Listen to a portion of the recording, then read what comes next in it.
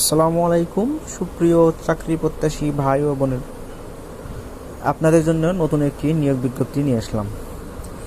এটি হচ্ছে Bangladesh telecommunications company limited BTCL এর নিয়োগ বিজ্ঞপ্তি। এই বিজ্ঞপ্তিটি পুনঃনিয়োগ বিজ্ঞপ্তি। এটি এর আগেও হয়েছিল, নতুনভাবে বয়স বৃদ্ধির কারণে পুনঃনিয়োগ করা হয়েছে। নিয়োগ বিজ্ঞপ্তিটি আবেদনের শুরু হবে 15 এপ্রিল 2025। এখানে পদ সংখ্যা আছে 131টি এবং আবেদনের লাস্ট ডেট 29 এপ্রিল 2025। আবেদন ফি 168 টাকা। চলুন বন্ধুরা, নিয়োগ বিজ্ঞপ্তিতে দেখা যাক। এখানে হিসাবরক্ষক পদ 34টি, হিসাবরক্ষক পদ সংখ্যা হচ্ছে 34টি।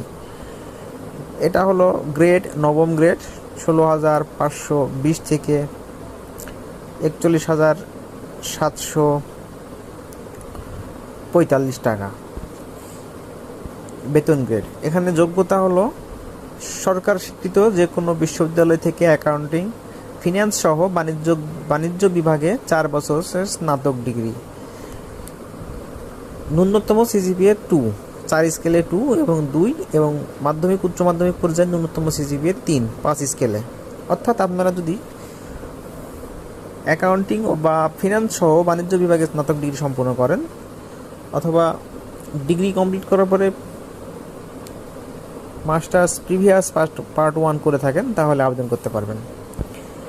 এর পরবর্তীতে টেকনিক্যাল অ্যাসিস্ট্যান্ট পদ সংখ্যা 97টি, অনেক বেশি পোস্ট, 97টি।